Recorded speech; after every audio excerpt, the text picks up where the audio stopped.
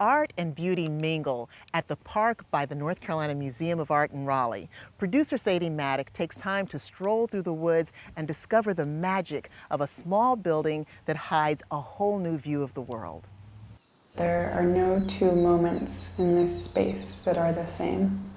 The trees are constantly growing or losing leaves or dropping branches. The sun is constantly moving. It's different from season to season, but also second to second.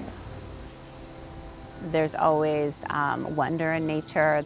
I can get lost in seeing a plant that I love flowering, and there's always something new that just, is astounding sometimes. When you hang two paintings next to each other, they have a conversation that they wouldn't have with another work of art. And I think the same thing happens outside, but instead of it being the interaction with other works of art, it's the interaction with the landscape and how the landscape changes. Everybody loves a park, so it's just easy to engage with people that way. They don't necessarily come here as an art destination, but that's why I like having art out here. It's this unexpected encounter that you get to have. Even though I've been to the North Carolina Museum of Art more times than I can count, I'd never been to this particular exhibit. So I saw the cloud chamber on the map, and I just knew that I wanted to check it out. You come in, you shut the door, and it feels like nearly complete darkness. Every time I go into the cloud chamber, I'm surprised. To me, it's magic. It was commissioned in 2003, the centennial of the Wright brothers' first flight at Kitty Hawk.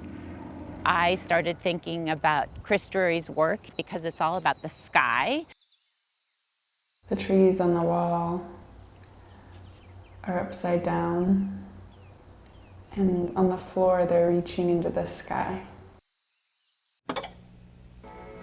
Upside down?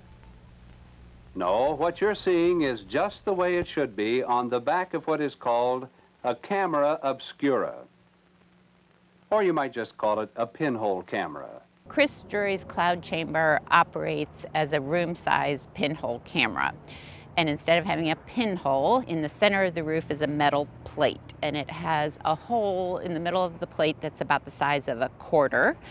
And when the light from outside goes through the hole, it projects an image of everything above the chamber onto the walls and the floor.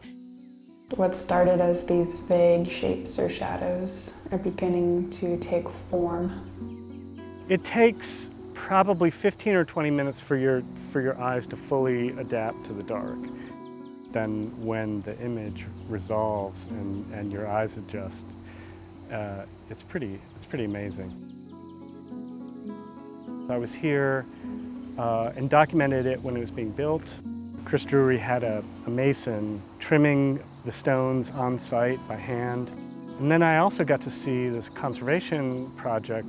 They basically reconstructed the roof with Chris's guidance. When I had to photograph the interior of this, definitely had to use a tripod, and it's a very long exposure. It's like photographing water with a time exposure, that like the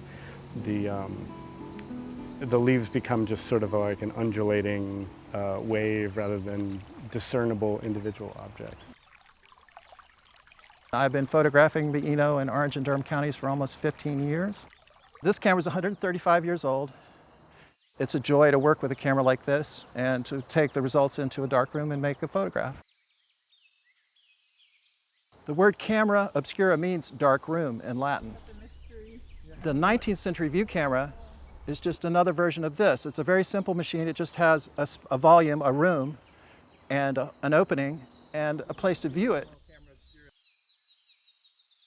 What's great about the cloud chambers is that you get to stand inside the camera. It's not just looking through the camera, it's being inside the camera, which is really very, very dreamlike. It completely shifts your perspective of the world. Instead of looking up at the sky, you're looking down at it from above, and it gives you a completely different vantage point on the world. And then you step outside again, and it's kind of like you forget, like you're in another world for a moment. Even as your eyes are adjusting, the world is changing.